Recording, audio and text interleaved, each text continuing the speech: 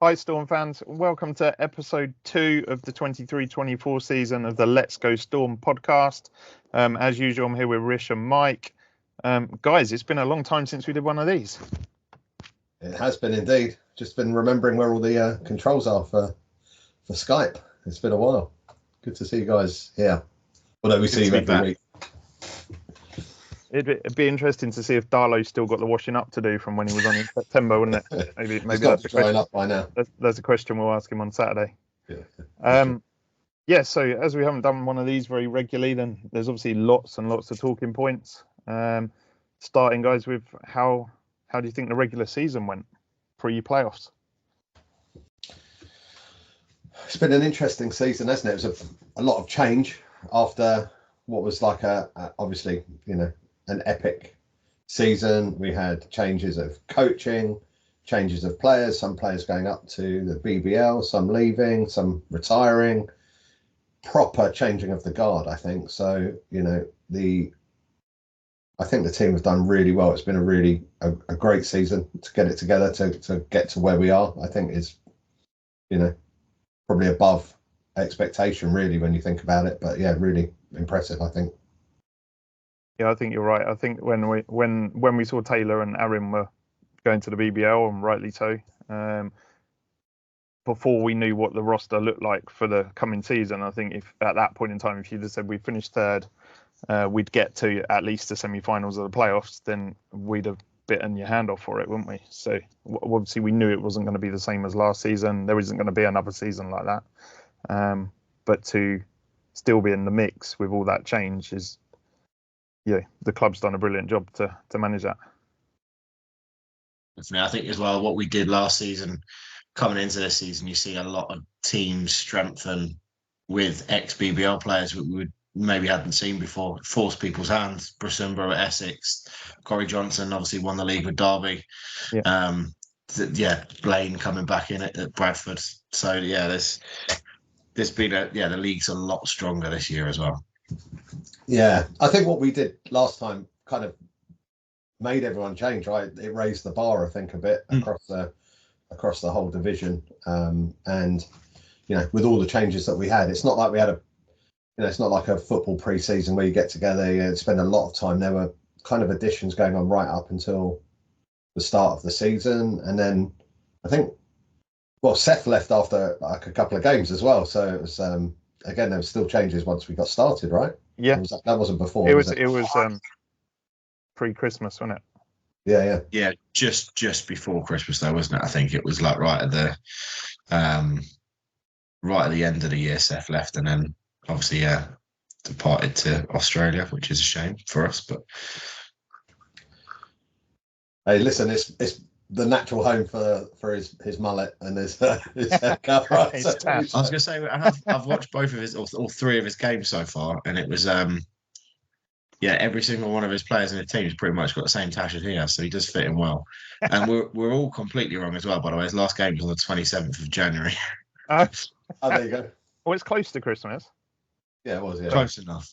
Yeah. While we're talking about Seth, he had a cracking start to the season, didn't he? He was one of the starting five from last season back in, starting three this season. Starting five, but three of them that stayed on. And he was on fire in the lead up to him leaving. Yeah. He was having a great season. I think if you look at some of our stats, I know obviously they normally say you can't count anyone that's played less than 16 games, but he's still like second average minutes. He had 93.2% free throw percentage, averaging 19 points a game. So he's still in the top like twos and threes of all of our stats for the season. Again, I know you can't really count them if they play less than 16 games according to the league, but it just shows how good he'd started the season. Yeah, we better be nice about him just on the off chance he listens, haven't we? But we probably aren't really missing him. He did say he'll come on and give us a little Australia update at some point. I think if we're not going to be allowed to announce a player signing or re-signing for next season, given the one we did left quite quickly after, are we? It didn't work out very well, did it? While we're talking about like player movements, though, obviously we made a couple of signings during the season as well. So Darien Nelson Henry came in with top BBL experience. Obviously, we all got excited when he signed. What were your views on him signing? What have your views been on his performances to date? I think you can definitely see when you see him on court the difference in elite level to the level of D1, and that's no disrespect to anyone D1, but you can see there is a difference between what he won 4 trophies at Leicester, I think, including the BBL. Well, yeah, he was captain and won the BBL, won the playoffs, etc. And you can just see the difference in him. And I do think it has helped. No surprise that Eze's performances have changed a lot recently. So coinciding with him coming in and seeing other people perform at a high standard as well, I think he's been a great addition to the team. I think it was a real coup, actually. I think, the management at Storm seem to pull these things out all the time, like these great moves. And I think that he's really added sort of top quality caliber at a really important time as well, when there was some transitions going on. He's made a massive impact on the court. I think, let alone size. I think his kind of ring craft he's a really smart basketball player as well. So he's makes a big impact on the team. He had one game, I think it was Reading, I can't remember if it was home or away, where he got like 30 odd points in the game, didn't he? Reading away, yeah. Which real standout. But my highlight of his Storm career so far is the other week when there was the really short ref standing telling him off, and it looked like Darien was going to use him as a ventriloquist puppet. That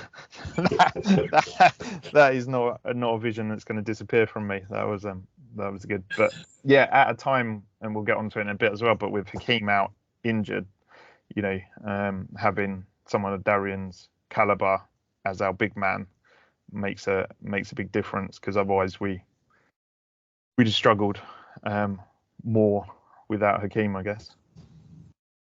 Yeah, and as well, when you look back at, he's a big man that can shoot a long distance 3 as well. There's been a couple of times where he shot well from outside. I think there was one at Essex where it was probably in between halfway of the edge of the 3-point line and the halfway line, and he sunk it, like catch and shoot first time. It was, he's got an impressive shooting range. Yeah. I think that you look at the injury to Braden as well. Braden's been brilliant this season. I think it's been a really excellent signing. But the 2 injuries, on the inside puts a lot of pressure on Darien, I think, as well. Yeah. So, tough to just be one in there, because you have to kind of share out fouls and that physicality getting up and down the court as well. So it's it's a tough job with those two out. Yeah, definitely. He's probably playing more minutes than they were sort of anticipating him playing because of that, which has obviously meant his fitness has had to, he's had to work hard on that, to be honest, because he must play 25-30 minutes every game now, mustn't he? Average 24 minutes a game, 24.7. So yeah, you're not far off there, Rob. It's a good guess. Homework. That's what we've been doing while we've been away, right? Yeah. Probably another one worth talking about, a lesser known signing, kind of snuck in through the back door. The return of TJ. Obviously losing Seth, we were all gutted, but to see that made TJ come back, MVP in finals, all the finals last year, wasn't he? Obviously key player the season before as well. So what did you make when he came back? Well, I mean, place just went mental, didn't it? I mean, it was Hemel was delighted. It's great to have him back. He's awesome.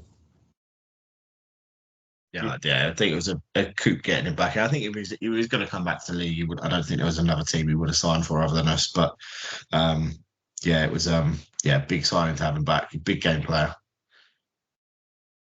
Yeah, that was February, right? Wasn't it? Was it away at Worthing? Away at Worthing. There was a lot of Hemel fans who went down there for that game, and that's the only away trip I've made this season. But it was good to see him back, and to see us on that return, him going back and helping us win at Worthing as well, who obviously been one of our rivals for many years. And he's still the big game player, isn't he? We'll talk about it in a bit, but he had a cracking game at the weekend, didn't he? He's had a couple of 30-point games. He's always, even when you think he's not done that well, he's still on 25 to 30 points, isn't he? You know, obviously had foul trouble 2 or 3 times as well. But yeah, if there's someone you want to come back out of the BBL into the Storm team, then it was Taylor, wasn't it? Yeah, he just gives the whole place a lift, doesn't he? And he's he's a big game player, like we said. Absolutely, the huge moments he's there to rely on. Yeah, he's a great player. He's a great guy as well. He's fantastic with the kids and the coaching as well. So he's a real positive influence, I think, all around the organisation. And still kind of looking at the regular season, what have kind of been the standout games for you guys, Mike? Is that also, it could be ones where you go, oh, how did we lose that? Or it doesn't have to just be, oh, do you remember this game? We were really good. It's what games are kind of stuck in your head from, considering we're talking about all the way back to September now. What games? Yeah. I think there was two. There's two. There's the obvious throwing away an 18-point lead and winning in with 0.7 seconds to go against Derby is obviously a huge standout. You can't not talk about that. Yeah. But I also think going back to first game of the season, we didn't win. We lost away to Loughborough. But I think losing first game of the season kind of just calmed everyone down a little bit. I think it was frustrating. I know Rishi were there as well. We travelled up to Loughborough. Wasn't the best of performances. We lost. But I think to get that monkey off our back first game of the season, because people were still casting it of 41-0. People were starting to go, well, Hemel, I think the NBL could Hemel make it 42-0. And I think that was a big part of our season. Just getting that monkey off the back, losing early doors, setting expectations that is not. Because if we'd won that, everyone would have thought, oh, we're going to just do it again. Yeah. So potentially, I think that could have been a good moment in a roundabout way. I know what you're saying. Because it's, I think that the end of the season, the 41-0 season it started to be kind of what was on everyone's mind was that, there was a certain point where it just became, can we do it? Can we go all the way? And but I think that it was disappointing to lose that game because I think we weren't really at it, and they only just pipped us, but we just didn't seem to get the kind of the defensive side right there on that day, and it was kind of like didn't feel like a Hemel sort of performance really in that respect. But it was a tough one to take, and as you say, it kind of reset everyone to like, okay, this is going to be a different season. We can't just win every week, right? It's crazy. But bounced back well, I think, from that one away at Newcastle, which I think was a tough place to go. Yeah, but it's a long day. That's for sure. I actually, just before that game though, I do remember the game against Breakers. That was quite a good one in the Kit King quarter final. We won by about 4 or 5 points. Yeah, 3 points I think it was. Yeah. It was a really, really close game, but a good game. It was a good. They're going to be a handful next season. I'm sure they're coming up, are they? Yeah, they won the league, didn't they? So I think it's them and Bristol, I believe, come up. Okay, we played Bristol. Was it last season? Bristol Flyers, isn't it? We played them in the Bristol, National Cup. I think it might be Bristol Hurricanes. I think. Oh, okay. I could be wrong, but I think it might be Bristol Hurricanes potentially that come up. Yeah, I think. You can't get away from probably the highlight game being the Derby game, can you? Although we thought at one point, oh yeah, we're winning comfortably, and then like, oh no, we've lost this. But that one like less than a second moment is probably the highlight of the season to date, isn't it? In terms of the atmosphere it generated and the feeling back in the Storm Dome. It's very similar to a lot of the feelings last season, but with it being against Derby, who at that point we could have still potentially picked to the league title. It made it feel that much better, I think. Yeah. But I'd also put the Worthing away game as one of the highlight games, like we just talked about with Taylor coming back, and Worthing over the years have often beaten us at our place as well. So to go down there and win by 20 points, I know you look at the league table this season and how it finished, and you've got TVC and Worthing just outside of the relegation. Doesn't take a lot, does it, to get you kind of in the top four? No. Yeah. They were always in the top four, but if you were looking for the top four, you'd always have like Worthing and TVC in it, so it shows a lot of the work that Storm have done in particular, plus some of the other clubs, to now kind of to be able to finish above them over the last 3 seasons now. Yeah, for sure. Want to call out a couple of away games and just having a re-look at the results, and the Reading away was a really good result as well. I think that was a game Darien had it just dominated that game. That was really good. That was great fun. They're always good banter with their fans as well, and their announcer was actually pretty decent, to be fair. He was on good form, like as in giving it, but was really quite complimentary as well of the organisation and everything. And then and Michael, remember this as Birmingham away was a very interesting. That was that was a fun day. That was interesting environment. There was a very vocal crowd. We were actually right in amongst like their noisiest section, and it was quite a good banter for the whole of the game, wasn't it? Yeah, I think there was a guy behind us who had that massive drum, and he got really carried away at one point and started. Jackman was about to take a free throw and he started banging the drum, and then one of his mates was like, "What are you doing?"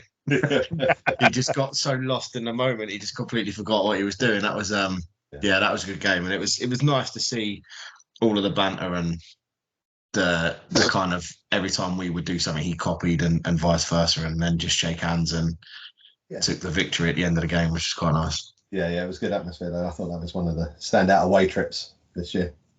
Talking about Birmingham as well, it's interesting, that they came up and they've managed to secure their place in the league for next season, meaning that Barking go down with London Elite, don't they? It'd be interesting because obviously MK Breakers have got some money, so it's kind of hard to see them immediately going back down as it is at the moment. So it'd be interesting to see which more long-standing NBL team might go down next year. If you look at the start of the season, how Birmingham started the season and the expectation they had coming into it, everyone thought that they would be a shoo-in for the top four before the season started. And then they tailed off. They had some bad results. The same could happen to MK if they're playing at a higher standard more regularly. But they have beat Reading in a cup final this year, finished fourth. They've played some NBL teams along the way as well. So yeah, MK will be a tough one, but it's going to be a great game for us. Looking forward to home and away there. That's going to be fun.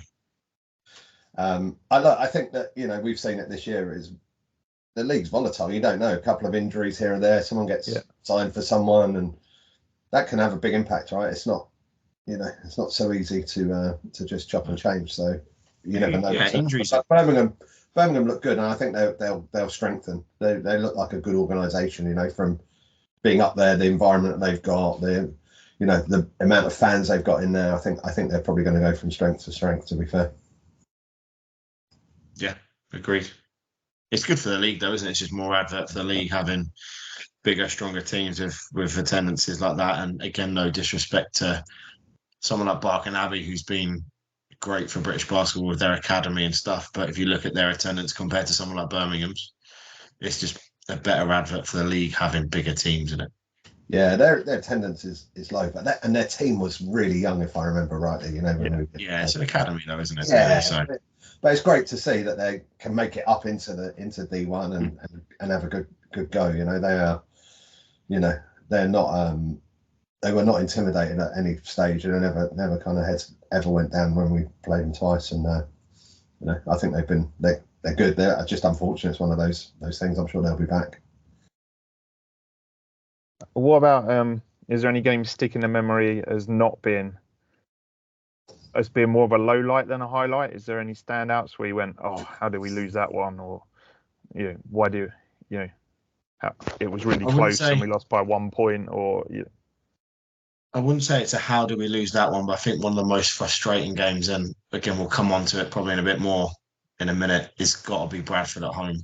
Taylor's first game back at home. Again, yeah, we'll come on to playoffs in a bit, but yeah, losing to Bradford the way we did, no Hakeem, no Braden, similar kind of story for this weekend. That was a tough defeat. yeah, we That lost was a by tough 18 points, didn't we, in the end as well?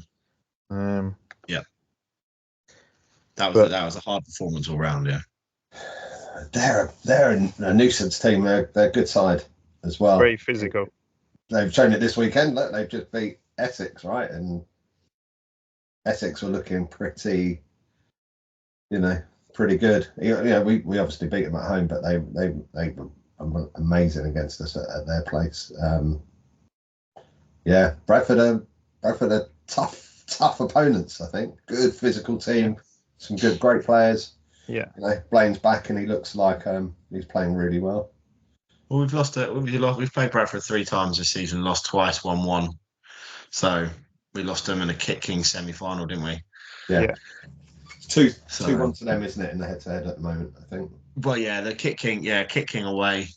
League we won away and lost at home. So it's interesting battle this weekend. Yeah, for sure. I think the National Cup was a bit disappointing that Worthing away, wasn't it? It was like, scoring. Oh, do you know what? Scoring 65 points is not a storm. Every time someone mentions that game, I completely forget about it, and it just haunts me every time it comes up. Someone mentioned it a couple of weeks ago on away to an away game, and yeah, that was a horrendous game. Yeah, that was a shock. That was a bit of a shock to the system, because I think you look at us. I know we're not we haven't been like the tightest of defensive teams this season, but we're normally one of the top scoring teams, and 65 points is just not us. I think if I remember, I haven't got the sort of like the National Cup fixtures in front, but I think they only finished. I think they only got like 69 or something, did they? Yeah, Or something. It was low. I think if you look back at that game, and again, no disrespect to any of the lads that play for us in that game, but both teams would have lost that to any other team if we played that way. That was it was just one of those freak performances. Nothing went in. We missed a lot of 3 points. We missed a lot of layups, and it was just one of those nothing clicked, and that was for both teams as well. I'm sure they streamed that. I think I was watching that game. I think I watched it. Yeah. Unfortunately, I was there. Both Worthing games, so it's like one was on my wife's birthday and the other was on our wedding anniversary. So I didn't get to go to Worthing away, which is normally a good trip. I had much better things to do. Just Well, you managed to sneak to Reading on Mother's Day, mate. So you've done all right. Yeah. That's true. That was a gift, though. Get out of the house. What? Obviously, we talked about actual matches now, but has there been any kind of standout or highlight player performances or things in games? Do you remember last year we talked a lot about Charles Aqua Davis's rejection at Worthing changing the game, and there have been some bits that players have done this season that stood out. What do you think, Mike? You got any that? I think if you look at the more comical side, you've had Sam, I think 3 or 4 times now he's had ball on the edge, he's thrown it off someone's back and scored a layup from it. He's done it more than once. So I think that's always quite a funny one to see. But if you're talking plays, you can't get away from the Derby one again. No. Just the bottle from Eze to take that shot. And obviously, you don't know how the play was designed, but he took the bottle to say yes and take the shot, and he did incredibly well with it. Yeah, definitely. Yeah, one of the highlights. Easy one to call out, I guess. But yeah, like you said, have the bottle for taking that shot. I remember was it like the playoffs last year? Can't remember who we were playing. Solent, where one of their guys took a shot at the 3-point right at the end and missed it, and he was distraught. And you're like, the bottle to be the one that puts your hand up and says, "I'll do it." Yeah. And Eze could do that shot 10 times over and get the same result, or he could do it 10 times over and miss it. It's just, but what a feeling for him, because he'd also had some standout moments of weeks before where he'd got double-digit rebounds. He'd got player of the week and NBL player of the week coming off the bench and getting 27 points. So he's definitely had some fairly significant highlights. And then I think another one for me is the game the weekend before last at home to London Elite, where Matt Disu came in, didn't he, off the bench and got 26 points and 10 rebounds, and what a performance from him. I think you're right on both. I think Veron's been just grown into the season. It's just got better and better week in, week out. I think it's become much more integral as the time's gone on. Sort of looks like his confidence has bloomed, and he's just playing brilliantly. Matt's highlight reel will be a pretty decent thing to have a watch of at the end of the season. He's been so dynamic and just brilliant. Both ends. Defensively, it's been brilliant. So it's been nice to see him get more and more minutes. There's been a lot of plays between Eze and Matt as well, where I think there was one. It wasn't London Elite. It was a couple of games before where I think Sam passed it out to Eze, who was on the sideline or the byline, and he passed it behind his back to Matt, and then Matt took 2 steps and dunked. So I think between them two, they've had they're both electric kind of street ballers almost at times, aren't they? Which is what you want to see from fans' perspective. Yeah, and you see the Sam Newman, Aaron Rai alley-oop happening occasionally between Sam and Veron as well, don't you? Not every game like we were seeing with last season, but it does work on the occasions they play it. But we're reflecting a bit more on the more recent games because we can remember. But if you think back to the beginning of the season, Hakeem was Mr. Double-double every week. 25, 30 points a week, double rebounds every week. So he had some big performances for us early in the season as well. But if you look at the NBL put the stats out this week, and again, that's where they say 16 games or more. He was the 3rd highest average point scorer in the league. 22.3 points a game from Hakeem was incredible. Yeah. And I think he was 3rd or 4th highest on steals per game, or might have been 2nd, and then 2nd or 3rd on average rebounds per game. So Hakeem was massive for us this season. Unbelievable. He's an immense player. I think he's a big miss for us, but he's been, I think, standout player in the league, to be fair, up until his injury. I think he's just just brilliant at both ends, just great teammate, great guy. So it's a big miss for us. I think his performance. I think if it wasn't for his injury, I think he would have been nailed on MVP of the season, even though we finished 3rd. I don't think you could have looked past him when you look at his stat line for the games he played. Yeah. Well, he's going to be team captain for the rebound game as well, wasn't he? He was, yeah. But it is funny now to watch him hop on one leg, swinging his towel in the air when someone scores a 3-pointer or someone does a dunk or whatever. But massive loss for the remainder of the season. That was something we didn't really have to cope with a lot last year because we've had Hakeem out now. Braden's in his 2nd spell out injured. Jack had some time out injured. Someone else started the season injured. Yeah. And whereas last season, do you remember there was that infographic that came out with a starting 5 every single week or twice a weekend, and there was only once where I think Charles replaced Taylor because Taylor was injured, I think. Whereas this season, it was a double header weekend, wasn't it? So it was Saturday and Sunday. Whereas this season, it's the starting 5 was different at the beginning of the season than it was midway through the season, and is now obviously different again because Hakeem would be in it and probably Braden. So that not only have we had a lot of change to the roster, but change to the team, enforced change to the team as the season's gone on. Yeah, it's a really good point. But Hakeem and Braden are big losses, aren't they, as during the playoffs, because you want your whole squad fit to have a run at the playoffs, really. Yeah, definitely a tough one.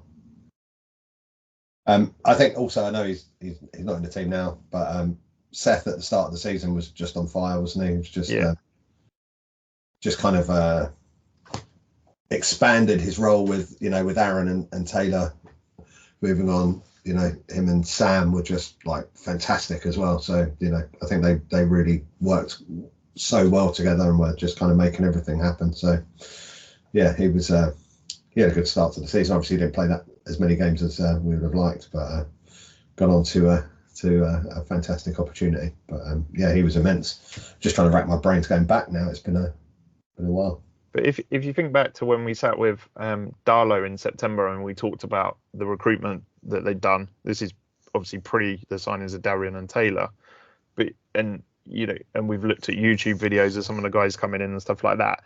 That you don't look at it at all and think, oh, so and so was a poor piece of recruitment. We've just talked about Veron, Matt. Braden, we should have talked about. If Hakeem wasn't so good at the beginning of the season, you'd be talking about Braden. Tez, defensively, he reads the game so well. How many intercepts he gets and turnovers and stuff. Come up with some big baskets as well, man. He's gone on some like really great scoring runs as well that have really turned games for us. Yeah. And then, even like Cavell, who's had more minutes this season, as he's come on leaps and bounds again year on year, and is more than happy to shoot a three when he comes on and stuff, isn't he? So I think when you look at what the recruitment that Tony and John and the coaching staff have done, you can't criticise it one bit. Yeah, that's a fair point. One player we aren't mentioning, we haven't really had a chance to see him, was Greg, who got been injured, right? Yeah, he was injured for a while as well, wasn't he? Pretty much the whole season. So just starting to come back and get a few minutes now. But hopefully we'll get to see more of him next season. Looks very different with his haircut as well. But he played a fair bit on Saturday, didn't he? Yeah, he came on early door Saturday, and he obviously played quite a lot of minutes against a London Elite the week before when we only had 8 players. Yeah. I think they're still managing him back in, right? Yeah. Well, you've got to after a long-term injury, haven't you? Yeah. Otherwise, you just get injured again. Yeah. Okay. I think that. Anything else on the regular season that you want to talk about? I think that's a fairly good wrap of it. I think that's good on the men's side. We've got an interesting weekend coming up, but yeah, nice to go back over everything. That's probably a good point to discuss the having a women's team for the first season that Hemel Storm's had one. Obviously, because we're not just talking about the first team. We've also got the Division 3 men's team and now the ladies team. Yeah, it was interesting to see the announcement in the summer of having a women's team. I think it was a big step and one that was great for the club. I've been to watch a couple of the games when they played at Storm Dome as well, and they look like a decent outfit, look a good side. And yeah, good solid first season for them, I think. Yeah, I think ended 5th in D2 South or whatever it is. So a positive. More wins, 12 wins, 10 losses. So 55% win rate or something. Isn't it? Really good first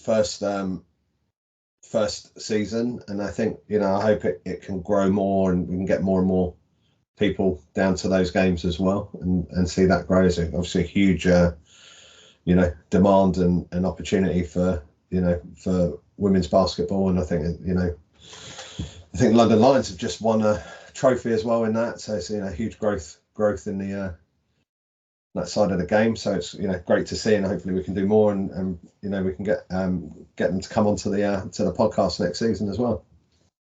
Yeah, that would be really good. I think Definitely. one issue they've had, I think, is the different places they've had to play the home games, isn't it? So it's not consistent for people to go and watch because they've played at JFK, they've played at St Michael's, they've played at the Storm Dome, and somewhere else. Played at Aston Cooper School as well, yeah. Cooper, yeah. So it'd be nice if they had like, I know they'll play at Storm Dome when they can, but it'd be nice if they had just a normal base for the rest of it, just from a fan's point of view of going to watch it, I guess. Yeah, it'd be great to get the games back to back. I think that'll get more people going to watch it as well. Yeah. We had that a couple of times this season, didn't we? And they were good games. I mean, hopefully at one point next season we might have a triple header. If we can get the D3 side, then the women and the men's would be an incredible day of basketball. I think that might be an expensive court hire. Yeah. I would have thought so. That's stopping a few people playing badminton, isn't it? But yeah, it'd be really good to get some of them on next season, wouldn't it? So that's definitely an improvement we want to make where we cover all the teams. Really, really great move from Storm to introduce women's team, and I think see that go from strength to strength, no doubt.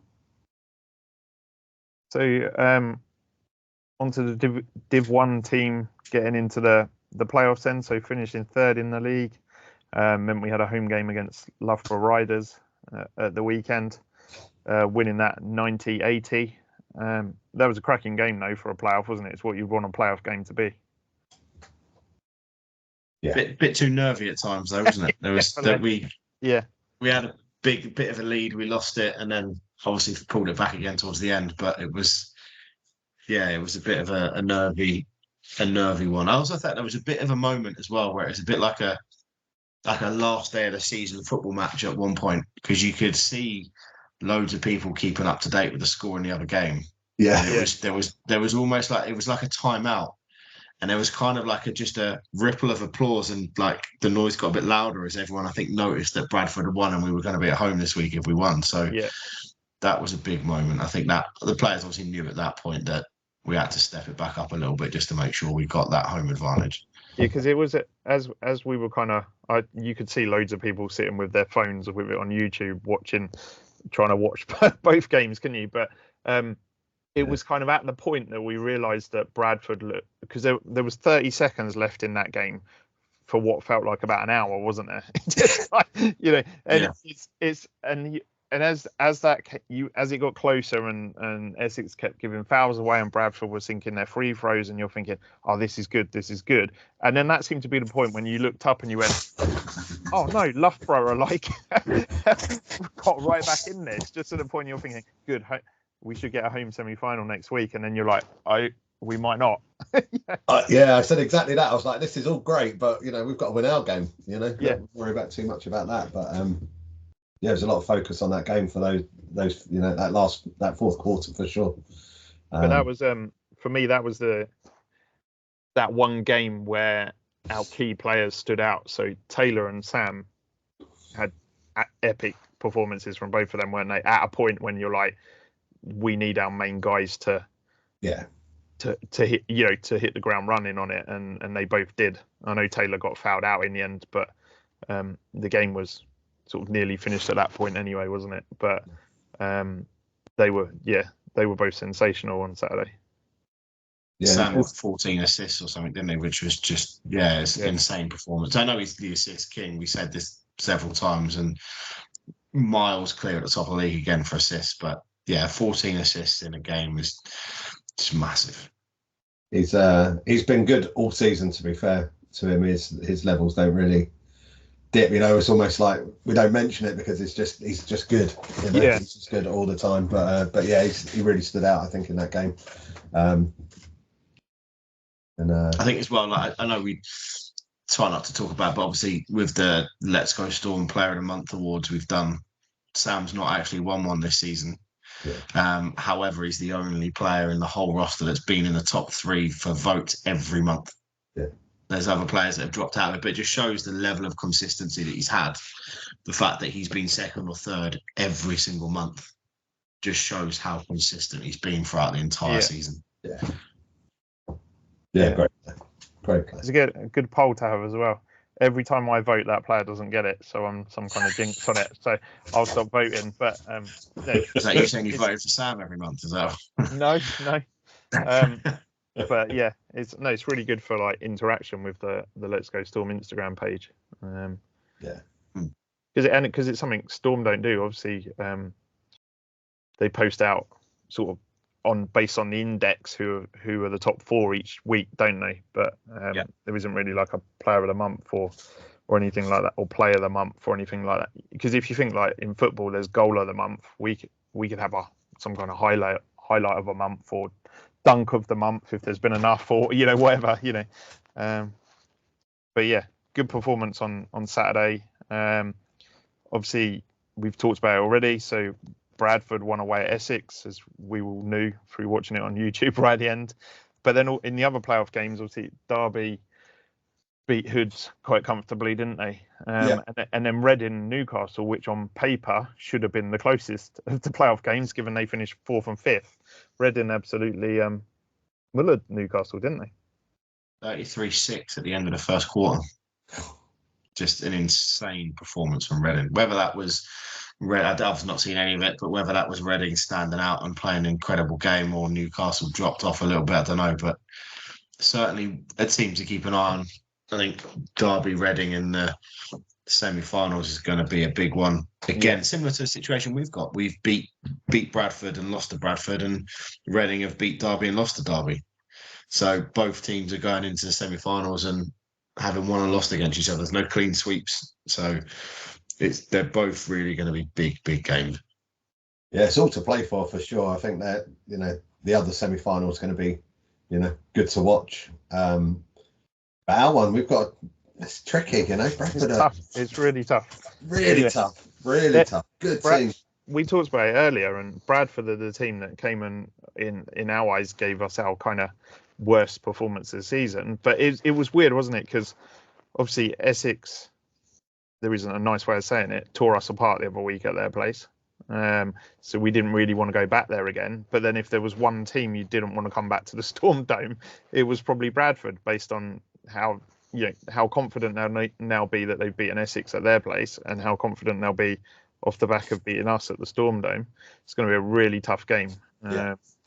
And I wanted Essex, though, a little bit of me, just to go. I wanted that revenge. I wanted to go back and win there, because that was, it was a tough day at the office, wasn't it? But and we owe Bradford for beating us at our place earlier in the season. Exactly. 2-1 in the head-to-head, right, this season. So it'd be good to level if you that look up. at Bradford as well, like we've mentioned some of our players, but they have got some big game players. Obviously, they signed Ronald Blaine similar time to when we signed Taylor Back, or just before, who obviously is a big player in that league. I think Justin Williams was their main man against Essex. They've got Jordan Whelan.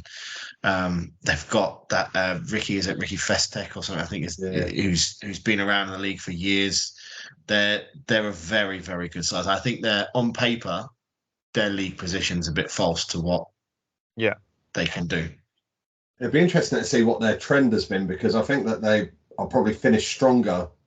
Maybe they just didn't start. They didn't quite start so well, did they? I think Blaine came in later in the season as well. He wasn't there at the beginning, was he? So I'm just looked now. They lost 4 of their first 5 games. And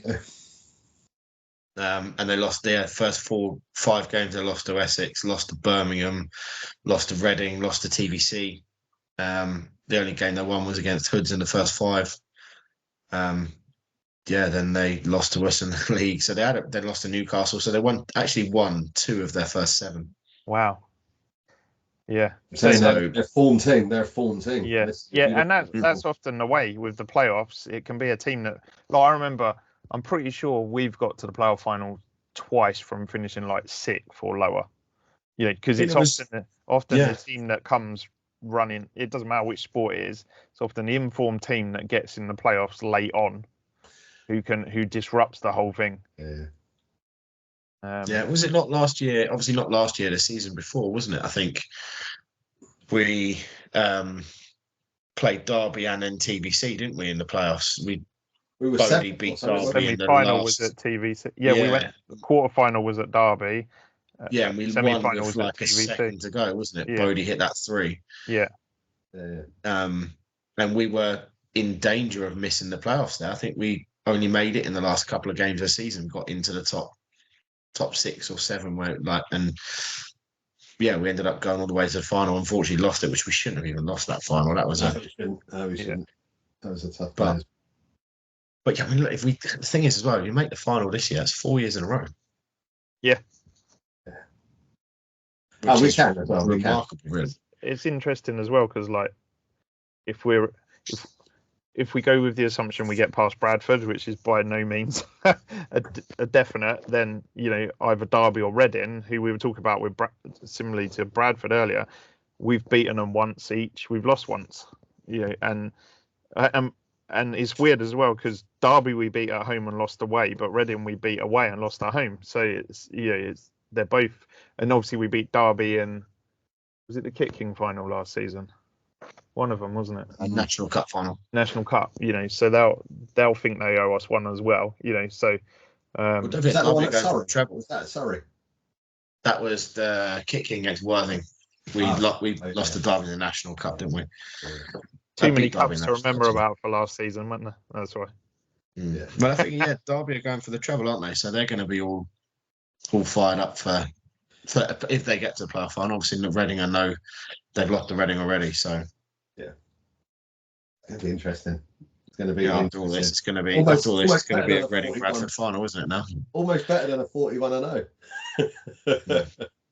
Is that the noise levels in the Storm Dome have picked up over the last few weeks as well, and the Derby game obviously was tremendous atmosphere, and then again at the weekend for the Loughborough game, it was a good atmosphere. Then when everyone knew or heard that Bradford had won as well, it seemed to step up a decibel. Yeah. Them hooters have definitely made a difference, although I couldn't really hear anything on Sunday after Saturday, but because everyone around you's blowing them in your ear. But it's if the Storm Dome's rocking, then Bradford will feel under pressure, I think. We should have got in early on the on Vuvuzela shares because there's been so many in that Storm Dome, hasn't there? It's been crazy. yeah, Lennon's have supplied quite a lot recently. They've done a good job getting the noise levels up. That's for sure. That's awesome. Yeah, it's nice to have that thing when they're coming in as well, and the little competitions and stuff. That's been good actually. Yeah.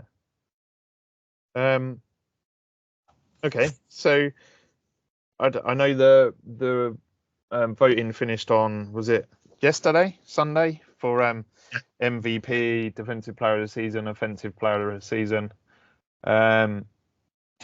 What's your guys' opinion on Offensive Player of the Season?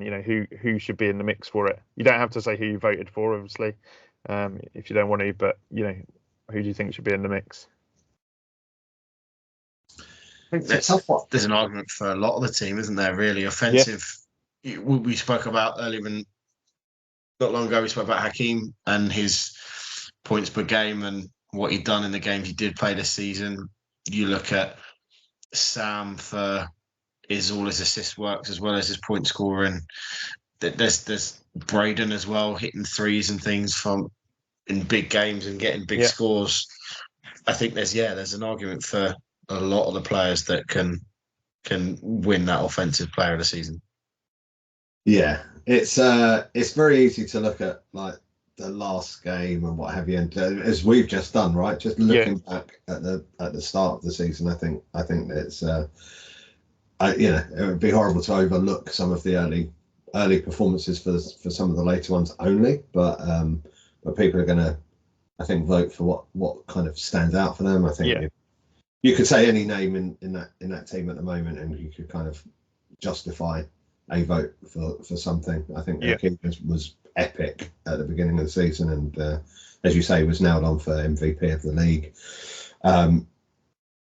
Taylor coming back has been just on fire. I think Darien's been great. Veron, Matt Sam is always, Sam's been just brilliant. So it's a tough one because I've just named everyone in the team. Yeah, I was going to say, you sound like you're trying to be the announcer, the team announcer.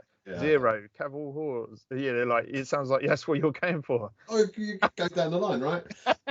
There's he's been very improved. It's been good to see him get more minutes. Actually, speaking of Cavill, I don't know. It's a tough one. I think it'd be hard to call that one. I don't think it's been that just outstanding difference. I think everyone's contributed. It's been a real team contribution. I think the 41-0 season was a little bit more lopsided. Yeah. I think you're right. I think it'll be interesting to see who everyone's voted for, won't it? Because, like you said, there's so many. What about the defensive player then? I think there's a few you can name there as well. Maybe not quite so many, but who stands out for you guys there? Again, I think it depends on what you take into account. I know we've mentioned him for offensive, but Hakeem still leads the way for the most steals in our team. Yeah. Sam second. So you look at them two again. Rebounds, Hakeem's top. Yeah. But then you also Braden and Tez fall into that bracket as well. So I think it's there's an argument that potentially you could say is all round. You've got Hakeem, but then Sam, Tez, Braden, that they all over the course and obviously we can't. Darien's not been there the full season, but if you take into account the full season, you've Sam, Braden, and Hakeem kind of lead the way on all the stats for me personally. I don't know, you guys might have a different view, but then Tez has also been solid at the back as well. Yeah. I think you're right. I like Hakeem from a rebound perspective. You do notice he's not playing from that perspective at both ends of the court, but particularly under his own basket. Tez, we've already mentioned, he reads the game so well. He's an interceptor and a stealer and a turnover rather than. He does get a few rebounds. We talked about Eze getting a load of rebounds one week, and they weren't just offensive; they were defensive. So it just basically sounds like we're all sitting on the fence, doesn't it? But I think I'd probably come out and say Hakeem for me on defensive. I think he does. The rebounds are kind of the things that they count, but he neutralises offensive players like so much. Even if he's not getting the rebound, he just locks that area up so well. It's just, it's a real skill. If you look at Hakeem's stats, rebounds, I think he averaged 9.6. I think it's 9.6 or 8.9 rebounds a game. But when you look at the breakdown, he averaged over the season 4.2 offensive rebounds and 4.6 offensive rebounds per game. So he was doing it even amount both ends of the court. So he just. Another little tick in the box for Hakeem, isn't it, really? Yeah. I think there's probably no point talking about MVP because we'll just read the list of players out again, won't we? But it's been a hard one, isn't it? Because like all of the starting five last season, you could have put a valid vote in for MVP, but Taylor obviously had MVP in all three of the cup finals, sharing with Darien in the playoff final. So there was a little bit more you could focus on, but like we've just said, Hakeem, number of rebounds, points at the beginning of the season, 20 odd points a game. How much we've missed him when he has been out, but then how well Taylor's played when he's been back, how good Seth was before he went, and then how good Braden's looked in his first season in British basketball. We just I will be, because it felt a bit more cut and dry last season when you were at the awards evening. You kind of had an inkling of who you thought would win. It'll be interesting to see, a bit like with the Let's Go Storm Player of the Month, like you were talking about, Mike. It'll be interesting to see who the fans have gone for, because some of them will be like, when it's called out, you will literally be surprised with who it is potentially. And you won't be able to argue with it either. No. There's going to be a good argument for it, right? So, definitely not as polarized as last year. I think Aaron was obviously had an incredible first season. He's having an incredible season in the BBL as well. All-star performance and everything, isn't he? He's been, he's been incredible. Yeah. So, but this season I think it's made it more of a team thing, right? Which is, I think, is a great thing. Everyone's had to dig in and contribute, and rotation's been different. We'll find out, won't we, soon? I think we could vote for best podcast guest of the season, but we don't really want to vote for Darlow, do we? So we're struggling with that one, so we can't do some kind of vote for that. He's normally pretty good, though, to be fair. That one would be a bit cut and dry, but it will be really interesting, particularly as they've been voted for. Okay, maybe some people voted after the Loughborough game, but before the season's finished as well. Then something could happen in the next two games that completely change. You could look back and go, I wish I'd voted for them now. You know, I like your next 2 games vibe going on there, Rob. I like that a lot. That made it sound like a given. I didn't mean it like that, but no, it's good to be assumptive. I like it. Yeah. I was looking at there's a Bradford post I was looking at, and there was one of their fans. There was an element of Bradford fans, and Bradford thought they were going to have the home game this weekend. They even put on their social media that they've got a home draw. There was an assumption that because they knocked out the higher seed, they took that ranking, which apparently I found out used to actually be the case in the NBL. If you knocked out a higher seed, you would take their position. It was only COVID year that it changed. But there was a Bradford fan on there said, so what's our next 2 games? It was at Hemel and then Manchester. And there's a few people going, well, no, we've got to beat Hemel first. And someone was like, well, we've done it before. So is it Hemel and Manchester? Because I want to book my tickets. It's like, so you've got to be confident. Some people out there are. So yeah. And they will be, like we talked about, they will come confident knowing that it wasn't that long ago they turned us over. We have to play well. We're going to have to play well. It's going to be a tougher game than Loughborough for sure. It's going to be. And we got punished a little bit against Bradford. The fact that we had no Hakeem and Braden, and going into this weekend we've got no Hakeem and Braden, so it's going to be, there's a lot of work to do Tuesday and Thursday in the training court, as you will, and yeah, I'm sure they'll come out fighting for it. Yeah. Let's hope the M1's a nightmare on the way down here, Rob. Let's hope they're getting changed in the bus and walking straight in and playing. Yeah, exactly. It's not working, all of it. All right, guys. I think that anything else anyone got anything else they want to chat about?